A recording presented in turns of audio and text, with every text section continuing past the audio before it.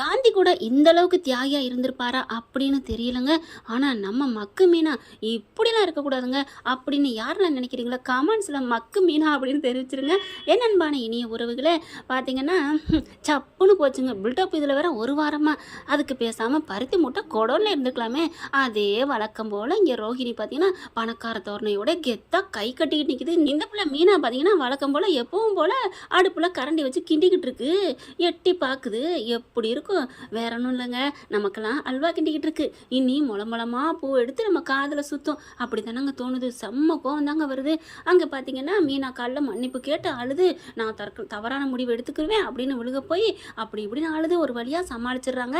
அதுக்கப்புறம் மீனாவும் வீட்டுக்கு வந்துடுறாங்க, ரோகிணியும் வந்துடுறாங்க. இந்த பக்கம் மீனா தான் ஒரு மக்கு பிளாஸ்திரி அப்படின்னு பார்த்தா அங்கிட்டு முத்து அதை விட எவ்வளவுதான் அந்த கிருஷு பாட்டி கழுவி கழுவி விரட்டி அடித்து தோத்தி ஊற்றுது.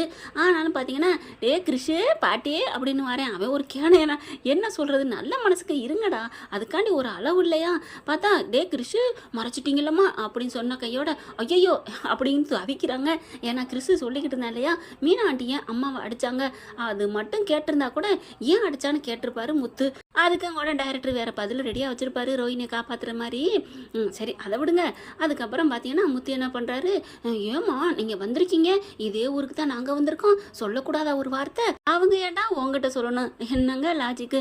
சரி நீங்கள் வீட்டுக்கு வாங்க அப்படின்னு கூட்டிகிட்டு வராரு. மீனா அப்பா வீட்டுக்கு, நம்ம வீட்டுக்கு விருந்தாடி வந்திருக்காங்க. அந்த விஜயாவுக்கு கண்டாலே பிடிக்காது, ஆனால் விருந்தாடியும் கூட்டிகிட்டு வராங்க. எல்லாருக்கும் அள்ளு விடுது.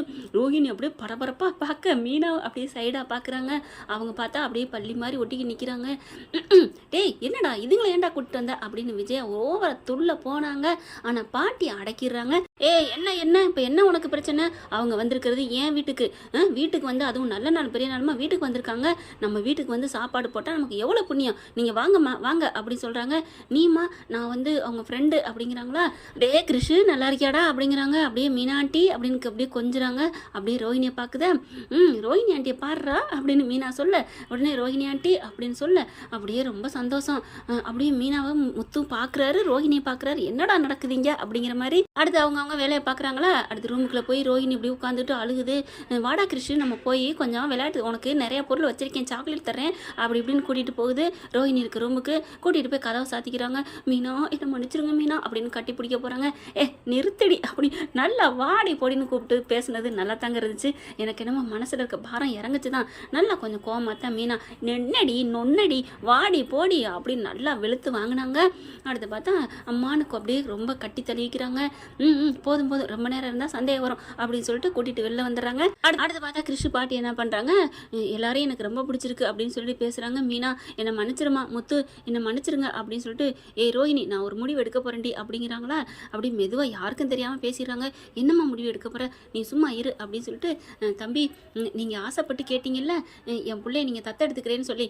ஆமாம்மா கொடுக்க போகிறீங்களா? ஆமாப்பா நீங்களே தத்தெடுத்துக்கோங்க, என் பிள்ளை உங்கள் வீட்டில் வளர்ந்தா தான் கரெக்டாக இருக்கும் அப்படின்னு சொல்லி இப்போவே நான் கொடுக்குறேன். எப்படி முறைப்படி எப்படி தத்து கொடுக்கணும் அப்படிங்கிறத எங்கே வேணாலும் சொல்லுங்கள், நான் கையெழுத்து போட்டு கொடுக்குறேன் அப்படிங்கிற பார்க்குது ரோஹிணி. ஒன்றும் நடக்காதுடி அப்படிங்கிற மாதிரி பார்க்க. ஆனால் ரோஹிணி ஒன்றும் சொல்ல முடியல, அமைதியாக இருந்துருது. அதுக்கப்புறம் மீனா பார்க்குறாங்க. என்ன உங்களுக்குலாம் சம்மதமா அப்படின்னு மீனா கேட்குறாங்க. ஸ்ருதியை பார்த்து எனக்கெல்லாம் ஓகே, ரோஹிணி நீங்கள் சொல்லலை அப்படின்னு கேட்க, எனக்கு ஓகே மீனா அப்படிங்கிறாங்க. சொல்லித்தானடி ஆகணும், ஏன்னா உனக்கு பிள்ளைய விட உனக்கு புருஷன் தானே முக்கியம் அப்படின்னு மனசில் நினச்சிக்கிறாங்க. அதுக்கப்புறம் எந்த கிளம்புறாங்க. விஜயா கத்துது, இதெல்லாம் நல்லாவா இருக்கு, என்ன அப்படின்னு விஜயாவோட மாமியா மிரட்டணும்னு அடங்கி போயிடுது. அடுத்து பார்த்தா எல்லாம் அவங்க போயிடுறாங்களா. இந்த மாட்டின விஷயம் விஜயா கைக்கு மட்டும் தெரிஞ்சிருந்தா எப்படிங்க இருந்திருக்கும், கொஞ்சம் கற்பனை பண்ணி பாருங்க.